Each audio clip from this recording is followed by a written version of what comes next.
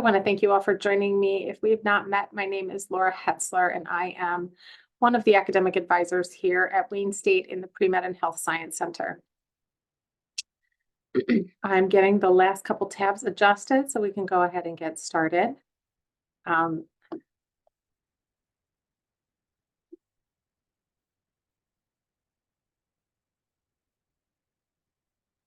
I just want to confirm that you can all see my screen. If anyone could unmute or give me a thumbs up, that would help. Yeah, I can see your screen. Great, thank you. I will do my best to keep up with the chat as I can. Again, if unmuting and asking a question is easier so that I don't get past the topic and miss what you wanted to know, that's fine too. First thing I'm going to ask you to do is sign into the chat. I will also add the direct link to this. We do take attendance for all these sessions so that that it helps us inform our advising after you've come to these sessions. It helps us understand the context that you are hopefully be bringing. Oh, good question. Workshops are typically about 60 minutes. If you do have to leave early, know that since I'm recording, it will get posted to our website at the end of, probably by the end of the week. Okay, here's our goals for today. We're going to talk about what the elements of the application are that you can begin working on before the first official day. Okay, we're going to learn a quick formula to use when approaching your work and activity write-ups, and we're going to talk a little bit about how you use the space available since everything is on a limited character count. I will also throw out there that we do anticipate learning more about each of the application portals as the season continues. And if we find out anything new and exciting, we'll provide information updates typically in maybe in the listserv or in the FAQ presentations. I'm hoping I could get you all to drop in the cycle or in the chat what applications or what programs you're pursuing. If it's medical, dental, PA, or something else.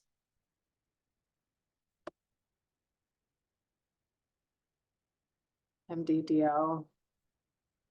Same. Okay. Okay. All right. Pretty typical. Most of the pre-med students here at Wayne.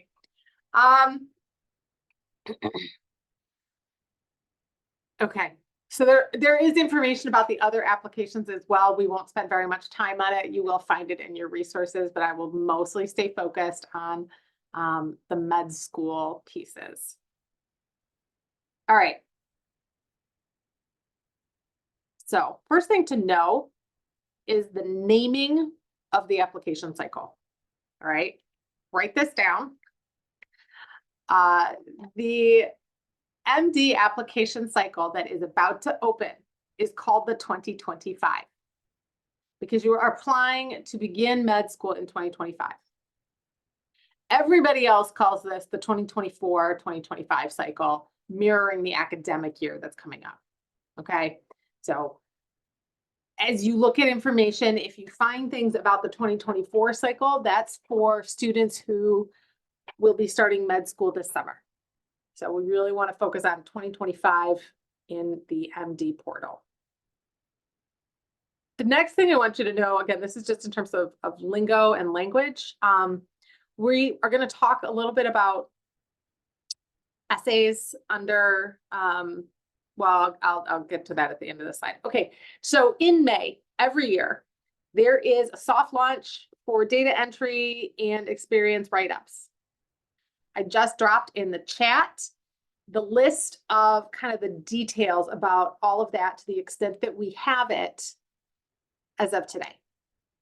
So for example, AMCAS is going to open on May 1st for editing. the other application cycles will be running one way or the other a little bit later than that. Early June annually is the first day to submit. Might be late May, again, depending on the year.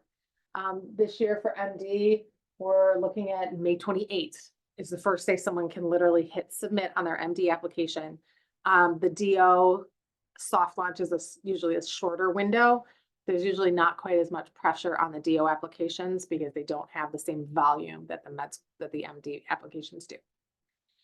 In mid to late June, your application processing and transcript verification is going on. This is going to be the first time I'll say it, probably not the last. I want you all to remember that submitting a well-edited application a little bit later in June is more important than rushing and hitting submit on the first day. This is also true if you don't have your MCAT score yet. We really encourage you to have that MCAT score before you hit submit. Okay. In late June, early July, programs will begin receiving the applications. This year on the MD side, it will be June 30th is the first day to have data release. DOs actually is usually a little bit earlier than that. It's not super important, but you'll see the chatter out there. Like, are you going to make the first data release date? After schools start getting your applications, there might be some early sorting for minimum metrics. That would happen usually very early July. But the majority of programs in this country send invitations to students to submit secondary essays. In AMCAS, those absolutely would come out as an additional email from the program application portal. For the DO, some schools will send them that way. Other schools actually include supplemental essays under their supporting materials. So this is just sort of something to star for yourself. And in that case, in order to hasten the processing of your transcripts, you may want to submit your primary to a single school when it's ready. If that school, and maybe you've got all the supplemental materials and all of the answers to any additional essay questions written, and then go back in and add additional programs, work through the supplemental section while your app is being verified. The verification process on the MD side can take up to 6 weeks. DO does tend to be faster, but it's still a waiting period. And I think it's important to understand how to use those downtimes in the cycle. Okay, what can you do before the application opens? So here in the next month, there's 3 things that we encourage you to focus on. One is finalizing your personal statement. It's a huge piece of writing that is its own set of stressors and is a great thing to have done before the cycle really gets underway. You definitely should be talking to your letter writers. And then the last piece you can be working on is your activities and experiences write-ups. Due to the volume of the activities and experiences that you can include, you actually have more characters to work with in this part of your application than you do in your personal statement. So we're going to spend the majority of the time talking about that. Although I am going to give you a little information, or we're going to think about as these pieces all come together, what are the goals of including this in the primary, right? So what is the goal of including a personal statement or a statement of why you're pursuing this field, of including letters of evaluation, and of having a student share more than a resume to talk about their experiences? Any thoughts?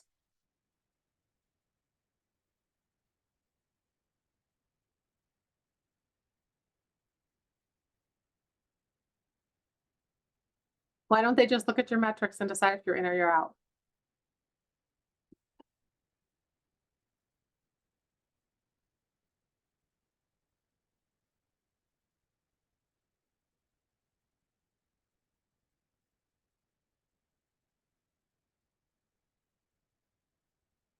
There's more to us than metrics. You say perhaps, Sophia, I'm going to say absolutely there is more to you than metrics. Can work in activities and a strongly written personal statement completely erase low metrics?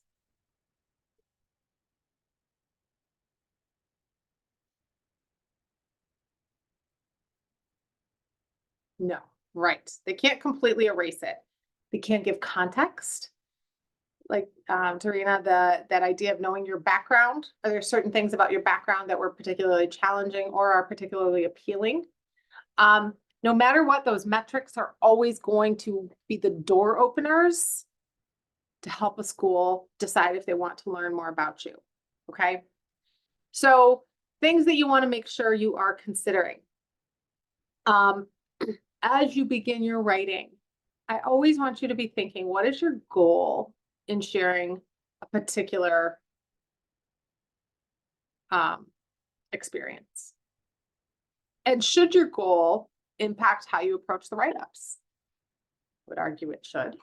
I'm always going to challenge students to step back and ask the question, reading what I've written, what would I expect someone to learn about me?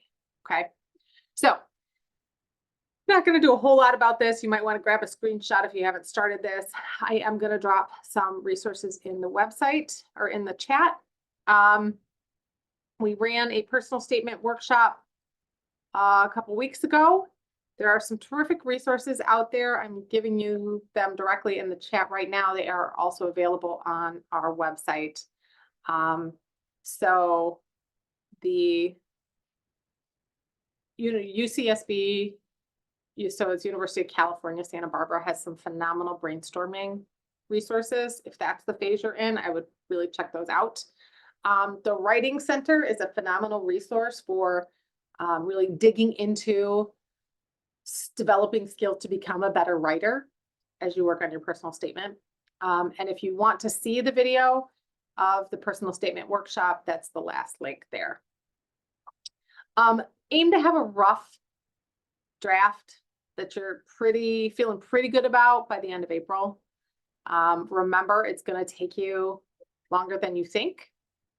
Don't let that make you procrastinate now, right? So even if you just do some brainstorming now, if you're like, oh, I haven't started yet, there's no way it's going to be done by the end of April. Get the brainstorming going, at least. And then my other big piece of advice about this, again, if you're just at the beginning of the process, know that you don't need to worry about character count at the beginning. Okay. Big thing is getting your ideas down on paper. We can always figure out how to get it short enough to be under the character count, but I want you to communicate enough ideas and enough specific ideas that we've got some good meat to work with in the editing process. Okay, letters. Overview of this. Thinking about sort of three big pieces. The first question is, who knows you well and supports your goals, right? Who knows what you're like to work with on a team? Who has seen you talking to patients? Who has seen the commitment that you've given to a class to improve academically, and wants to see you continue to succeed? That's the first question you have to ask yourself, right? Who are my cheerleaders? The next question is, what do my programs specifically require? Now, we are fortunate in the state of Michigan that none of the 7 medical schools require more than 1 science letter. And in fact, some schools don't even require 1 science letter. Wayne State School of Medicine, for example, wants 2 faculty letters. Michigan State wants a science, OU wants a science. You're going to get at least 1 science letter. Remember that science means bio, chemistry, and physics. Somebody taught you in a class and gave you a grade. This is not directed study or research for credit, but you were evaluated relative to other people. Okay. So you're going to do some work on what your programs require. The best resource for this is going to be MSAR, the Medical School Admissions Requirement Guide. So if you haven't found it yet, Google it. This is a key resource in approaching the medical.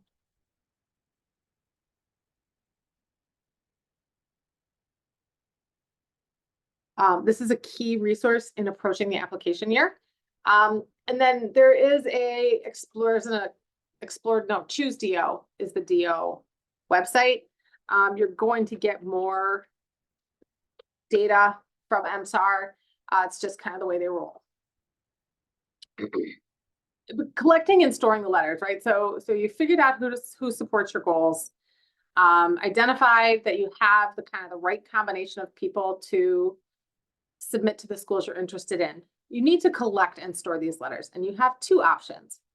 The first one is the free option, and that is that your letters can be submitted directly into the application process. Okay. AMCAS has one. There's a link to that under the letter writer services, and ACOMAS, so the DO application, also has information on how their service works.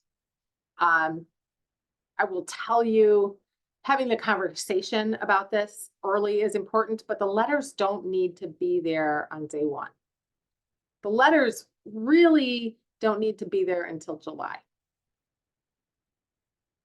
But having the conversation, establishing some timelines about that is important. The last way you can store letters, and sometimes people will do this if maybe you've already opened an Interfolio account, or you know somebody's ready to submit their letter now and you don't want to make them wait a month. I included information on Interfolio. It is a service that allows you to store the letters for free, but will then charge you to use their service to actually connect the letter to your application. Big advantage with this one can be storing of science letters in the off chance that you have to reapply. Then that science letter doesn't disappear. All right, thinking about the letters, just a couple of tips about how to approach this. This can be intimidating, particularly if you've got to approach a couple of people and you're not really sure what they're going to say about you beyond this person took my class. So first thing is always going to be ask in person.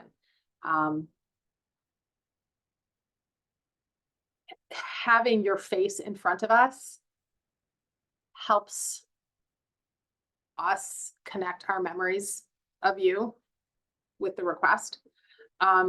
It also shows the person that you value them enough to take the extra effort to ask them in person. For myself, when I get a request via email, it feels very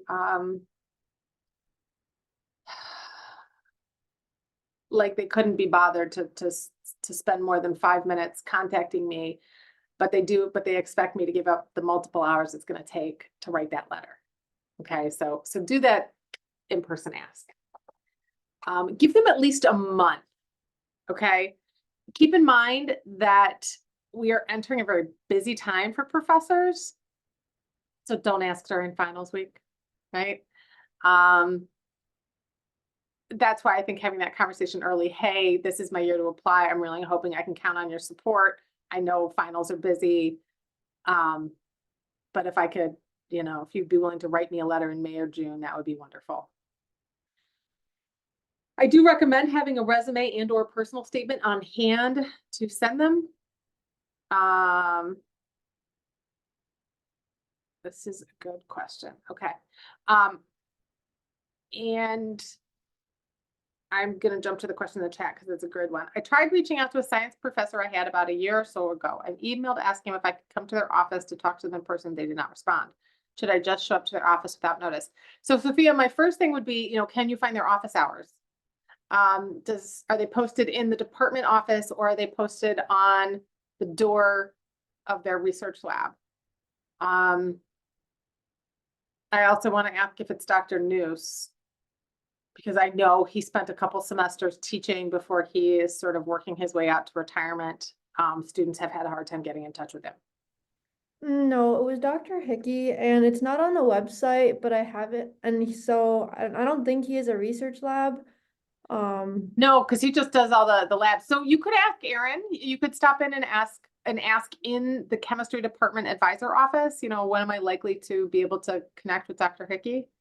Okay, so go to the chemistry advising I in would, person. yeah, I would poke your head in and ask her. Okay, that's in the chemistry building, I'm assuming. Mhm. Okay, I'll check that out. Thank And I'm sure you. he has an office somewhere. Yeah, I Must. think he does. I'm just like, and I'm sure I could find that. I just didn't want to like show up unnoticed, unnotified. It's okay. Most of Yeah, it, it's it is. okay. It's not always, I think being respectful, is this a time? Do you have a moment, or um, could I find some time to talk to you? I do think that because of the scope of his particular job, he gets probably hundreds of emails every week. Yeah, yeah, yeah. So, yeah. And yeah, Okay, it's somewhere in the Chem building. So, okay. I'll and, check that out. Thank you. um, any questions about letters? How old is too old for letters? Great question.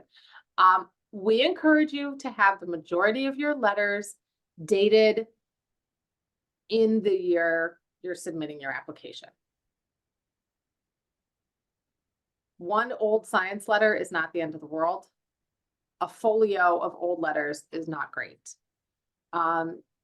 If you are reapplying,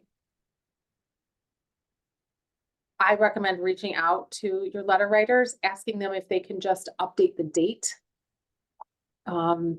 Many professors are willing to do that and resubmit for you. I would also encourage you to think about, who have you gotten to know in the intervening 12 months? Are there other people who might give you a stronger letter? Or might, the other thing you might consider with letters is is there a scope, right? Maybe you work as an MA in a practice and you're like, okay, I've got a great relationship with two different doctors and a great relationship with the supervising RN. Um, who I'm going to ask all of them. That's kind of where it might be. That's a lot of depth in one area. It might make sense to have some breadth and think about what are other things you could highlight rather than really keeping everything focused on this one setting.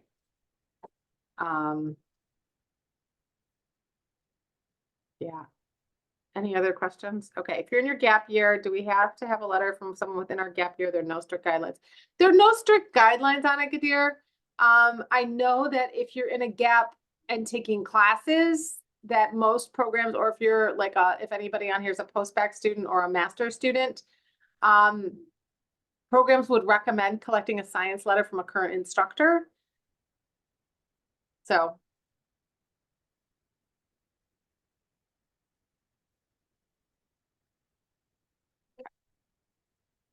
all right. So this is the big point that we're going to spend the rest of the time kind of digging into. Activity stuff. So first of all, if you did not keep a list through undergrad, set aside some time in the next 10 days. Go through and write everything down since starting college. Okay? We generally need who, what, where, and when. You know, who was your supervisor? What was your job title? Where were you? When did you do it? I created a document to help you think about the information you need to collect. And again, I'm going to drop that in the chat.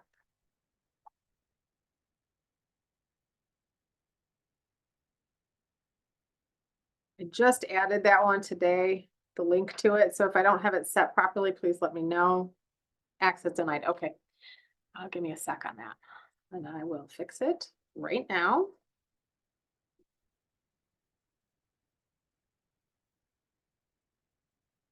That is the info.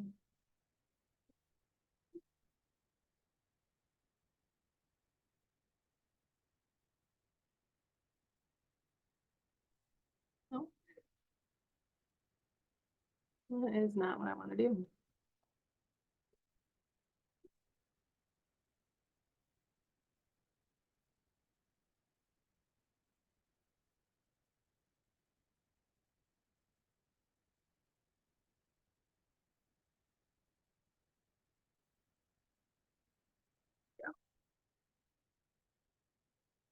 All right, let's try this instead.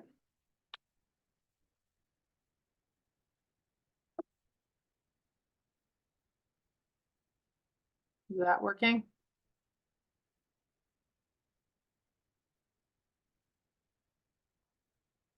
Okay, great. Okay.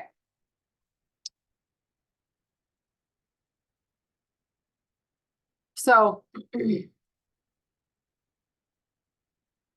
this who, what, where, when information, contact name, number, email. As you're making your list, we're going to skip over this sort of experience type category, which is at the top of the doc. And you can see the information that they're gathering or the information that you're going to fill in, experience, name, whether or not it's the most meaningful. And this is an MD format. Completed date. So there was a started date and a completed date, number of hours. That is something that can be repeated. You can mark it repeated and it will open up additional date range boxes. That's a great way to use something that maybe you did just in the summers or just in certain holiday periods, but you want to include all your information under one entry. Contact name and title, email, phone number, I think is all pretty obvious. Organization name, and then experience description. So a little tip right here as we're talking about this, so make a note. There's two places where you can maximize some characters within this portion of the writing. First is experience name. That's user defined. So if you are a research assistant collecting, patient consents and doing phlebotomy, you could make the experience name, phlebotomist and patient tech. Okay, so you've given me some information within that space. You can also do things like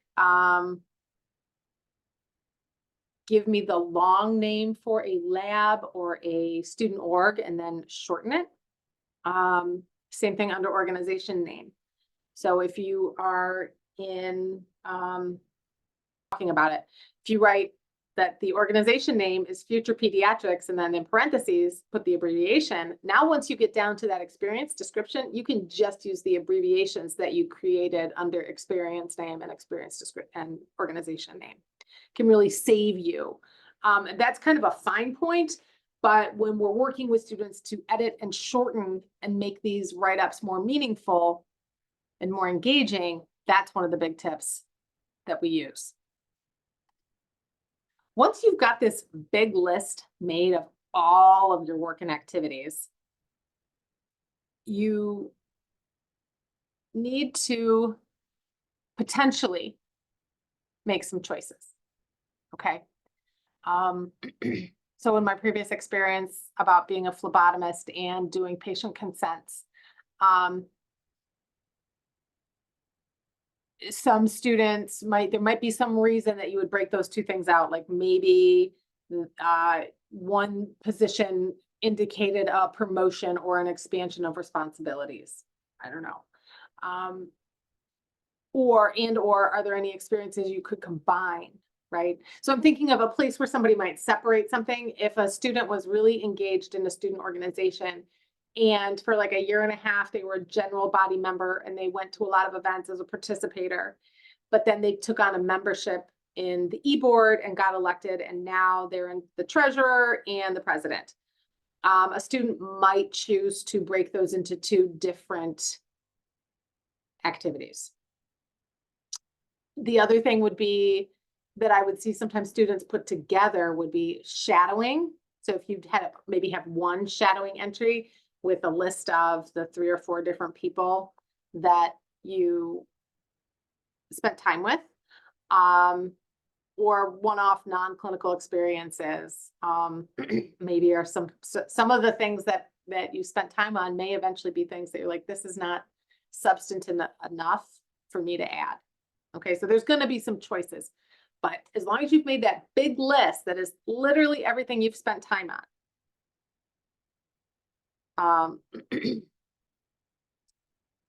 then you can really stop and consider, what are you focusing on? Okay, so the question in the chat, what if the current voluntary experience is very miscellaneous? My current volunteer experience is composed of several single event voluntary experiences. Is this a loss? It doesn't have to be. I think that, like, so Circle K is kind of an example. It's a student org that coordinates a lot of different things. A student who's in Circle K might go to Gleaners one month and then make blankets for kids in the hospital the next month, and then do some cleanup or participate in a habitat project.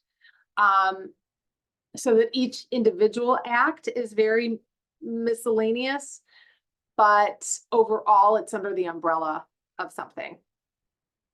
So I think that I think you can be strategic about it and think about what is the kind of unifying core and what is it you want them to know about you as a result. Okay.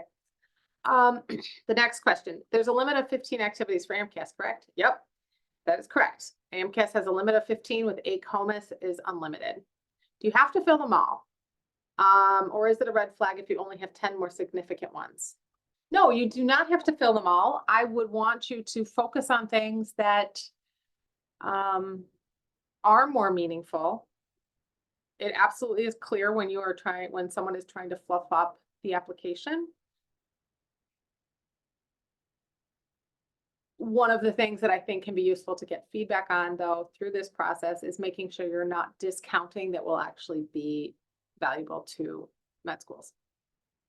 An example might be something through students tend to discount their engagement in religious activities or faith-based activities. A lot of times people won't think about those. Sometimes people fail to include their part-time job that they've been working for 2 years because it's not medical, you know, it's at Starbucks. Or time, maybe family responsibilities, because if you have to work for the family business, you're not getting paid. It's not really volunteer because it's commitment, but it's also probably taking up a lot of your time. So how do we include that information too? Big picture, we're looking for that reflection of time spent. Hopefully that kind of helped in terms of context. There's a general sort of rule of thumb to consider. It's sort of what the goal of these is to sort of tell us what and so what. So what did you do and why should I care? All right. Many students find that they need a sentence describing the organization, particularly if it's an organization that is specific to Southeast Michigan or specific to the Wayne State campus. So Habitat for Humanity doesn't need a lot of context. The Red Cross doesn't need a lot of context. But a campus initiative that involves tutoring at Spain Elementary, you know, would require a little more information. 1 to 2 sentences describing what you did.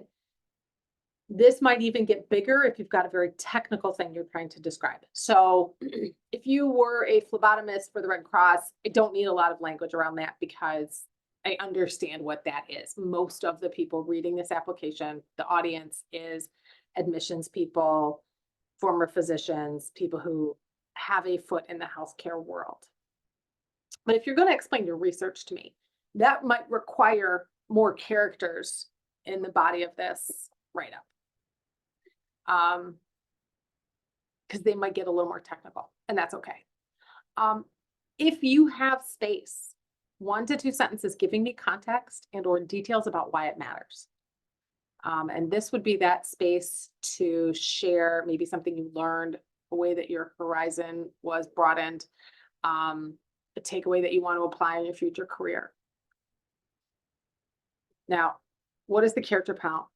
Okay, so this is, so in the document, and I'll drop it again, but part of this document that I dropped at the beginning, which again, if somebody can tell me if it's not, well, I'll drop it here. Do it this way.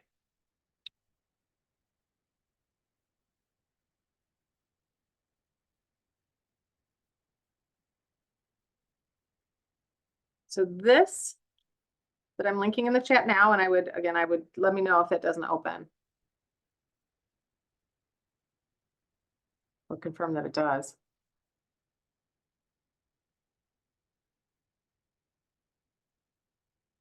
Okay, great.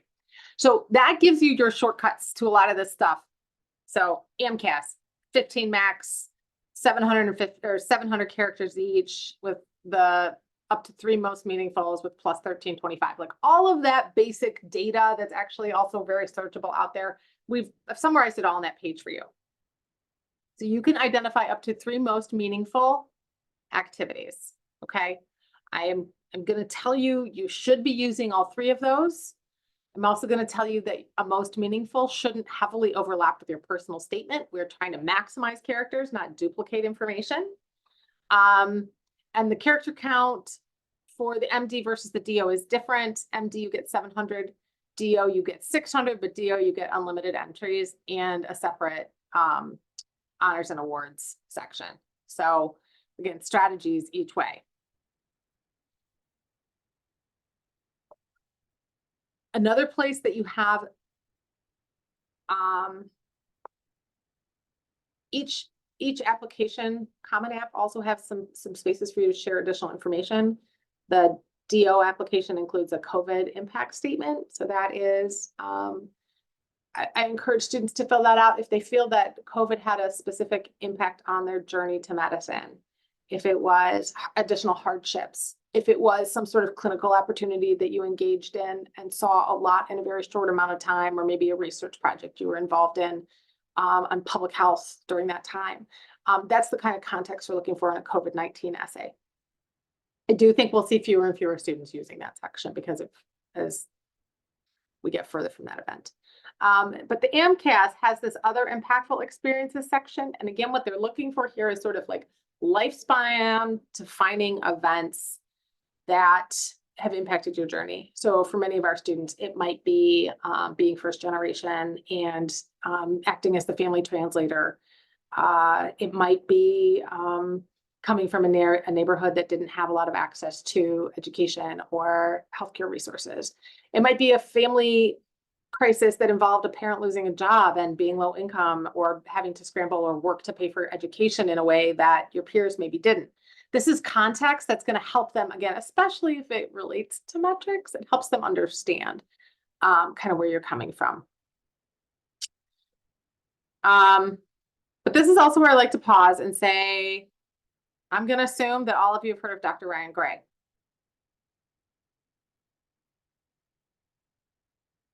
Yeah, okay, thank you. Appreciate the yes.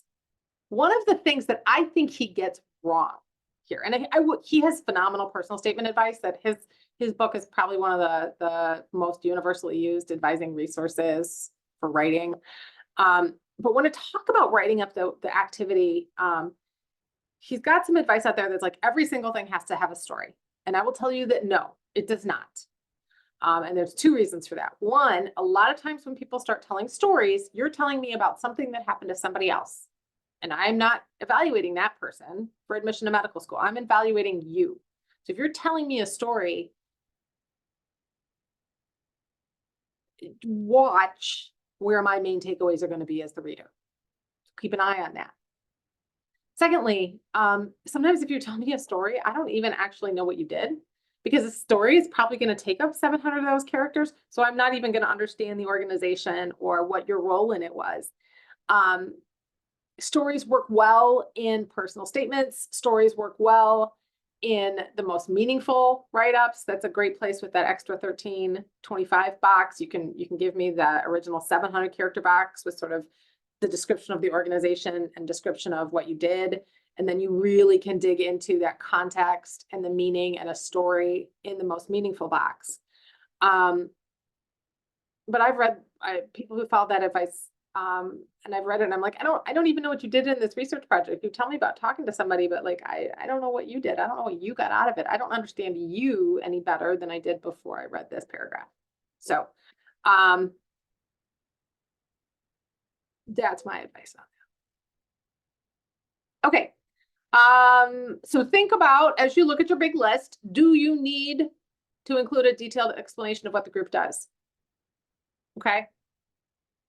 Again, that's that Red Cross versus some Wayne State specific thing. And the next piece is considering, are you demonstrating the core competencies? These have been rewritten I do think they're useful to look at. I think one of the things that you can look at is when you look at your big list, are there themes or competencies that come out in multiple dimensions? For example, a student who is very engaged in service through their church, I'm going to kind of be able to look at that list, and hopefully your writing can help me develop a deeper understanding of how you are of service to others, or your ethical responsibility, your ethical sense of responsibility to self, and to the community. Sometimes you might want to call my attention to it explicitly. You know, as the president of this student organization, I took over in a time of chaos and needed to bring the team back together to, you know, accomplish our goals and missions. And this is how I did it. So maybe you're going to really directly call attention to your leadership and teamwork skills.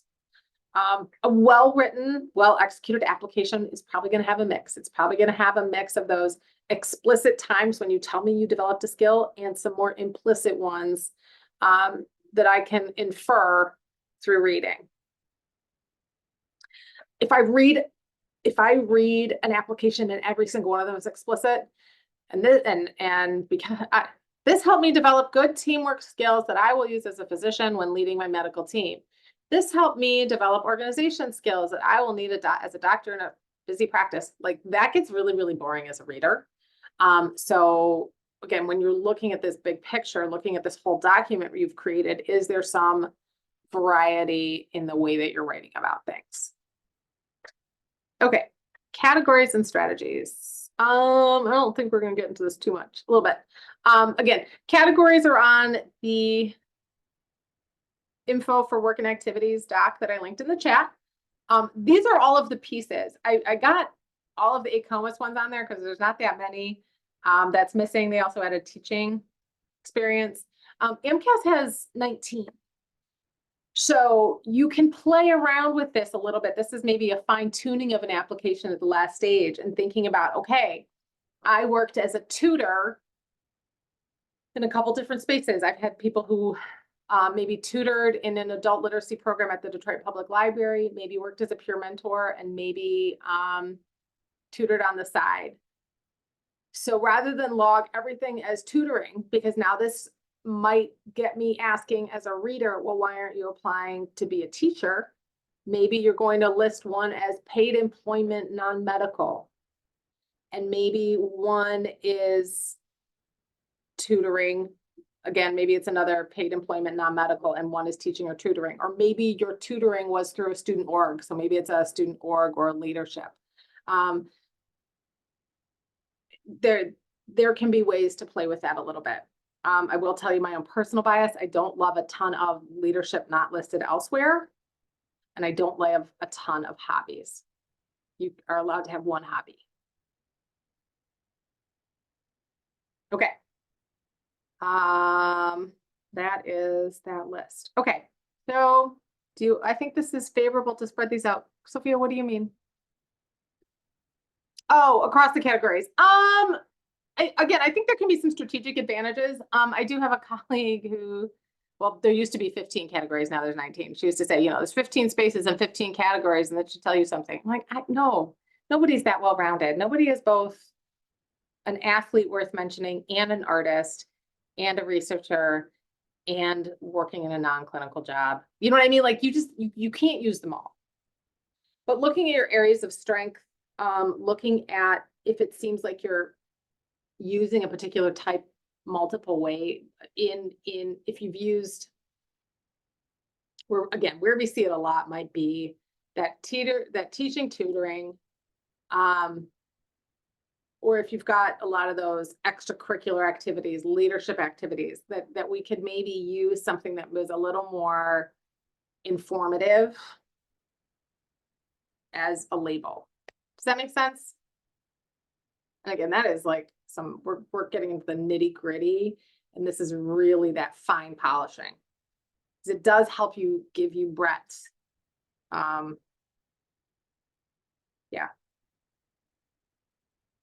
Yeah, I'm thinking about somebody who used like they were promoted, they worked in an MA office and they'd been promoted to, you know, like a supervisory position or like a trainer position, and they marked that as leadership.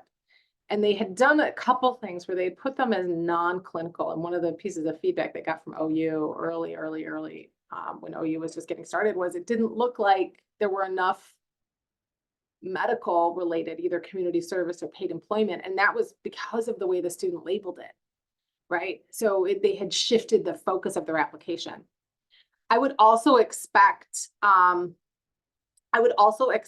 that the label you use is congruent with what you want me to understand about you. So if you use the leadership label for when you were president, but everything you're talking about is like the service activities you participated in, something needs to be shifted, either the write-up, what you focus on in the writing, or the label you're using. So does the advising office for full? Yes. Okay. Hopefully by the end of the week, we'll get it all updated. Starting the mid-May, we will be running application work sessions, and those are sort of dedicated drop-in times where you can come into our space, bring your laptop, work through some of this stuff, ask quick questions, get some quick feedback, be in an environment of everybody else who's stressed and working together. It's one of my favorite things that we do all year. And those will happen for about the 6 weeks, sort of middle of May into June. And then we will also do one-on-one advising appointments. That's great for personal statement. That's great for that once over. We are short-staffed. We're going to do our best to get everybody's needs met. But definitely that's where we're leaning a little bit heavily into some group settings that drop in, you know, first come, first serve is the goal. Okay. What time is it? 6:21. Let me see. We're going to skip through these.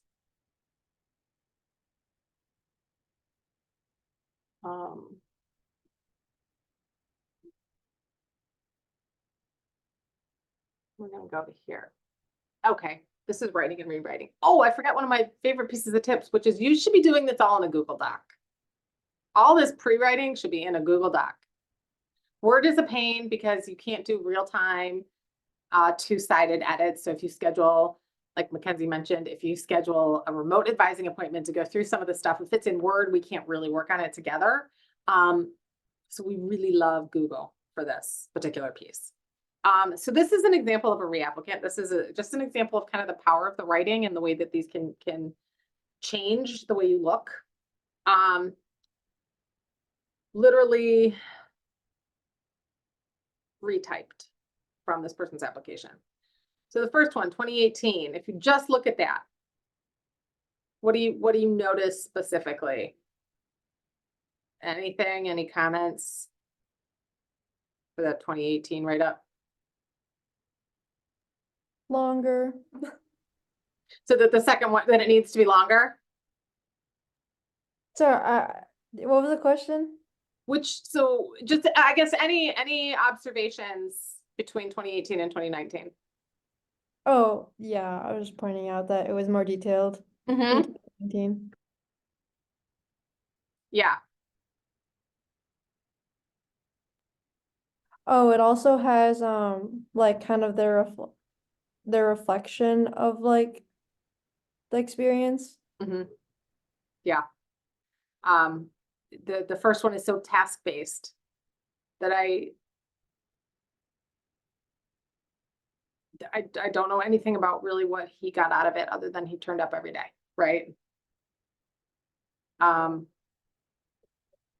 So in moving him from the first write-up to the second, part of what we did was we used I scribed for him, but if you don't have someone who's going to scribe for you, using a recording device on your phone or an app on your tablet or whatever, and talking through the things that stick out in your memory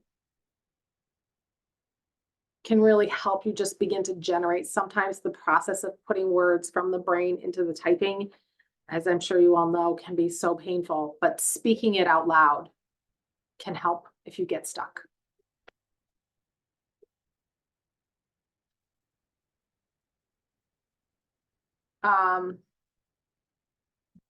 This one, I think it's a lot to read through in the time we have left, but my comment to him about reading this one, so he had this is an example of kind of things that get smushed together that shouldn't be.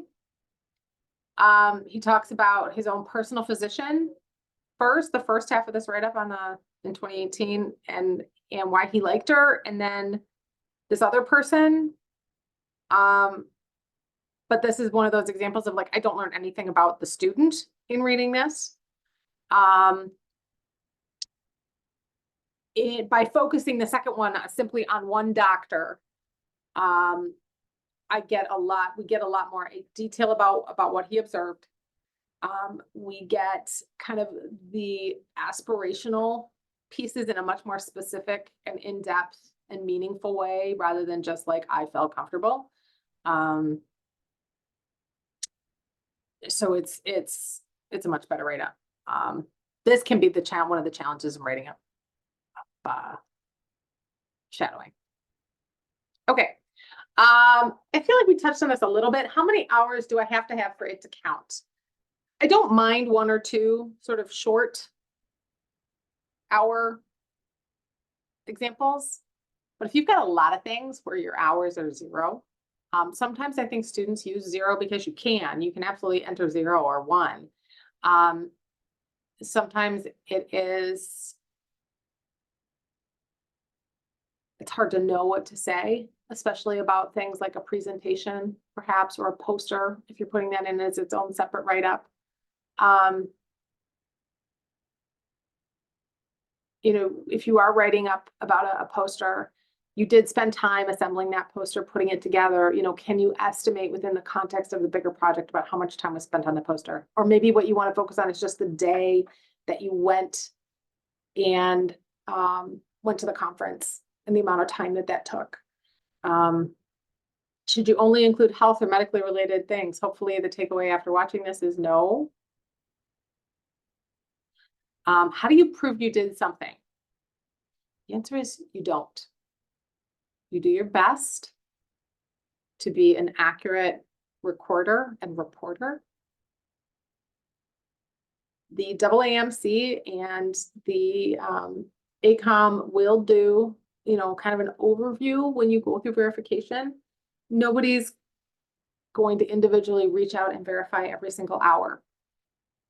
So just do your best to be honest without making yourself crazy. The difference of a couple hours here or there is not going to make a big difference in the big picture. A pattern of inflating, obviously, is a concern. How do you choose your most meaningful activities? Well, this is something that is a combination of thinking about what you're putting in that personal statement, not overlapping, particularly. Making sure you've got something clinical in a most meaningful, and being thoughtful. Sometimes students want to write about something that they did one day and was like an eye-opening activity. And I think that most meaningfuls should show an engagement over a period of time and not just be something that happened in 24 hours. So again, just kind of being thoughtful and strategic about that. Okay, how to count future hours. What if you just started something and want to include it? Great question. I'm glad you all asked. So the AMCAS application will accept future hours. It actually breaks it down. It'll say, kind of in progress and completed hours, and then you'll get another date range if if there are more anticipated hours, and you'll put that separately. And that's so schools can really see the difference between what you've done and what you hope to do. I just reviewed an application for someone who's looking at reapplying, and one thing that really jumped out for me was how many of the total hours within the whole context of their application were future hours, right? And if you find yourself in a similar spot where, you've got all these plans of things that are going to happen in the next year, and a lot less actually completed hours, might be a good thing to schedule an appointment, talk about what, kind of what a gap would look like. What if you just started something and want to include it? Okay, that's in there. Know that ACOMAS does not have future completion in it.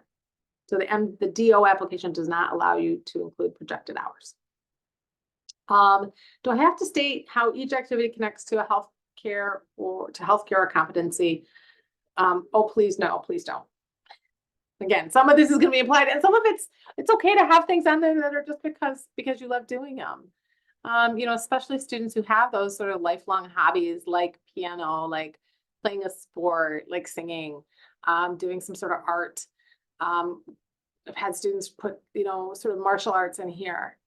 It is okay to have that kind of stuff in there too. And then can I put something in my personal statement and use it as an activity? Yes, we just have to be very careful about it. I'd recommend not using it as a most meaningful and just using it as a kind of that representation of time. If you were to list a personal reference, who would you put as the reference? Good question. You can list yourself, actually. Same thing will come up sometimes with student orgs. You can absolutely list another student, maybe the current president, or the sort of whoever's in charge of member engagement. Honors and awards. I've had students that I had relationships with ask if I would be their reference for their honors and awards. I know some students have asked maybe their other academic advisors or their honors advisor, or again, like you can put yourself down as a reference person. And for things like that, it would be not inappropriate. You know what I mean? It would, yes, there might be somebody else that you could put, but I'd rather you put yourself than you put your mom, to be honest. Okay, final tips. Figure out your so what. What is the point of including each one of these work or activities that's going into this application? What do you want me to know about you when I'm done reading about it? Okay. Use those characters wisely. Think about things that might be ways to abbreviate in an experience name or an organization name, and then we can just use the experience. The other thing that people will frequently do is when they do their write-up, in the first draft of it, it will say, you know, so the top, like we said, has experience name, location, organization, drop-down choice. You get a lot of data in that first block.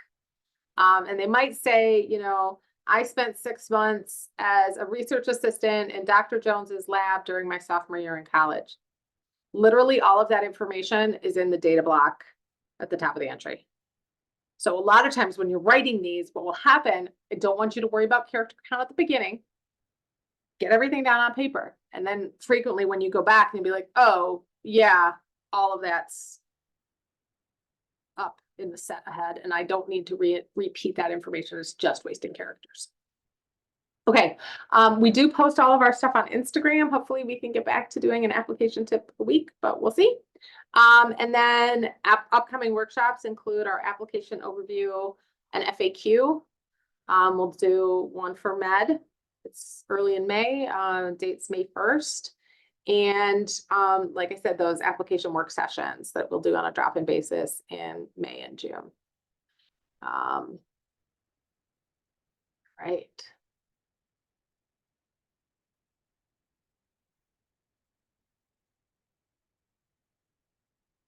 Well, those are just extra slides. We're stopping here. Any final questions or information that I did not include that you were hoping to get to?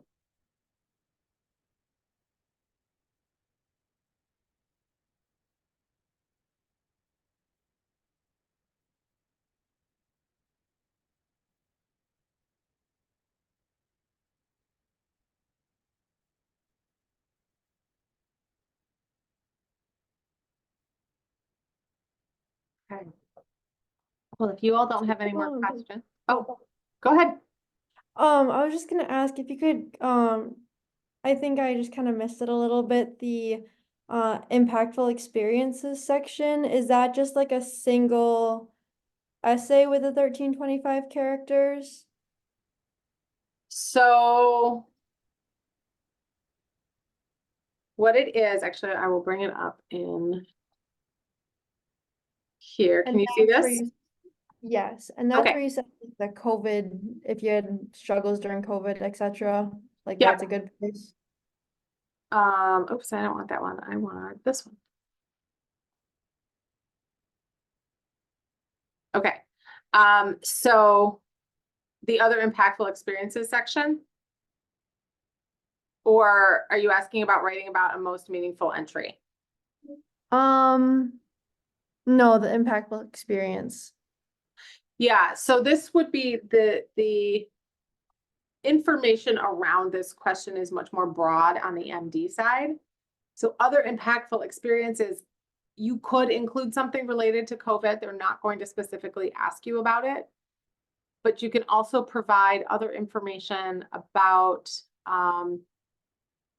it's frequently about challenges that you've had.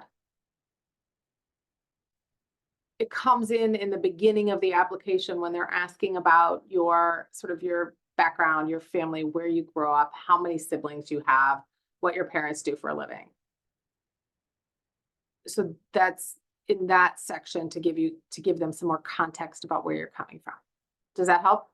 Yeah, that does help. Thank you. Okay. And then for the 3 most meaningful, is that within the 15 or is that an additional 3?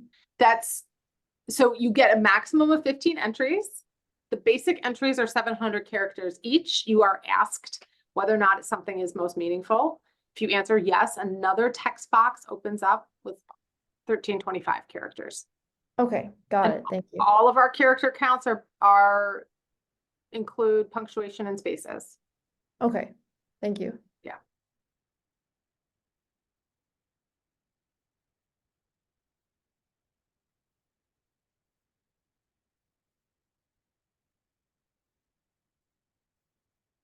Thank you so much. You're welcome. Thank you for joining.